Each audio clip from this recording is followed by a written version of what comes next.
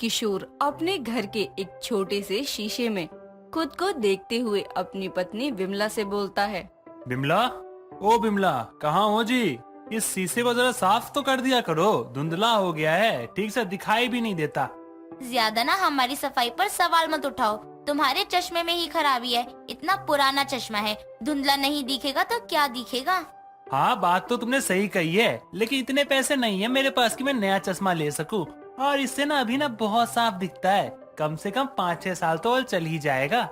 उम्र भर चला लेना। अब शीशा निहार लिया हो तो आ जाओ, खाना खा लो, फिर फैक्ट्री भी जाना है।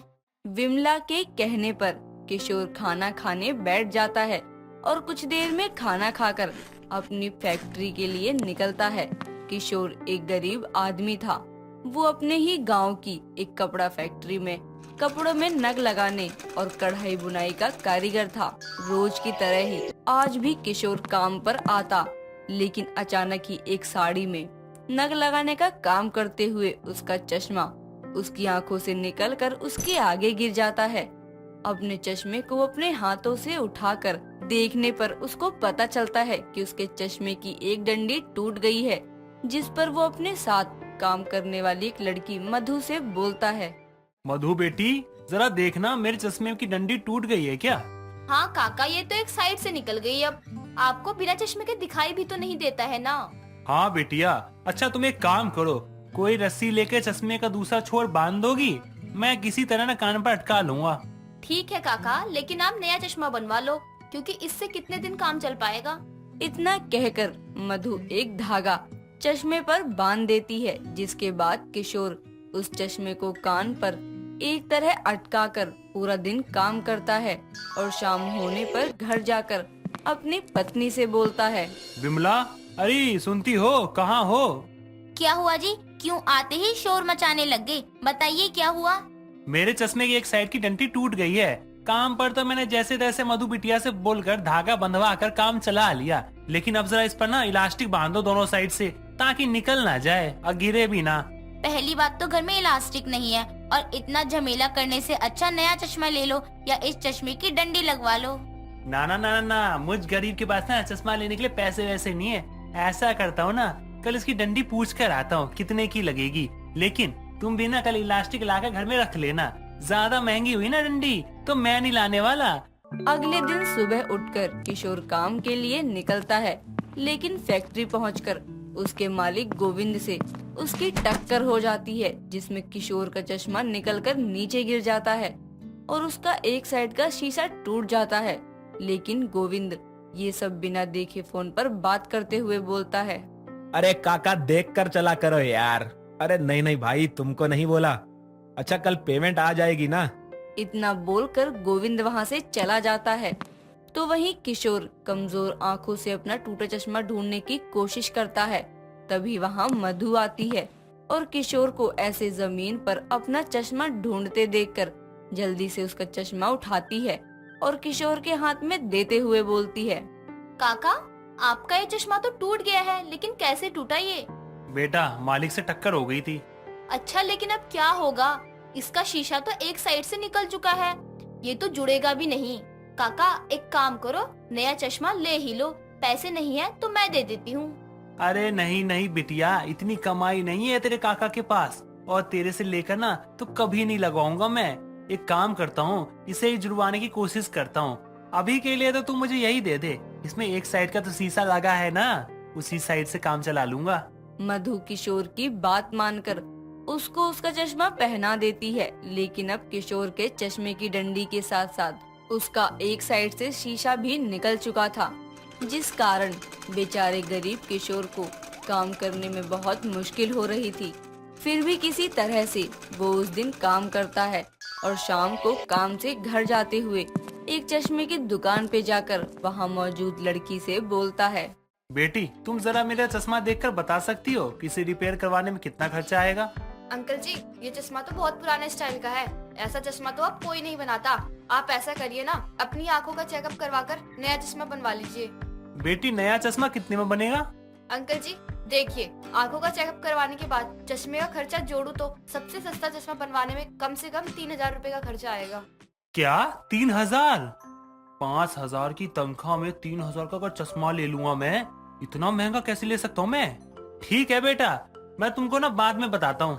किशोर वहाँ से मुंह लटकाए घर चला जाता है, जहाँ विमला अपने पति के आने पर उसके चेहरे पर एक साइड से टूटा चश्मा देखकर वो बोलती है, ये क्या, ये तो और भी ज्यादा टूट गया। अरे आपने काम कैसे किया आज, बिना चश्मे के आप देख ही नहीं पाते हैं। पहले ही कहा था कि नया चश्मा बनवा लो। नया चश्मा ना पूछ के आए हैं, 3,000 का बन रहा है। बताओ इतने पैसे मुझ गरीब के पास कहाँ से आएंगे? आज सूरज होता तो अपने बाबा को यूं गरीबी में जिंदगी नहीं गुजारने देता, लेकिन क्या करें, भगवान ने हम गरीबों से हमारे इकलौता सहारा भी कुछ सालों पहले एक्सीडेंट में छीन लिया। लेकिन आप चिंता मत करो, मेरे पास एक अंगूठी है अपनी शादी की, उसको बेचकर आप चश्मा बनवा लो। नहीं नहीं नहीं नहीं, वो तुम्हारी माँ की अंगूठी है। अगर मैं उसको बेचूंगा ना तो मुझे पाप लगेगा, पाप। इसलिए ना मैं उसको नहीं बेचूंगा, कुछ दिन ऐसे ही काम चला लेता हूँ। अगर आगे जाके पैसे मिलेंगे ना, उसमें थोड़े से बचा के सस्ता वाला चश्मा ले लूंगा। बनवाने में तो बहुत पैसे लग रहे हैं ना।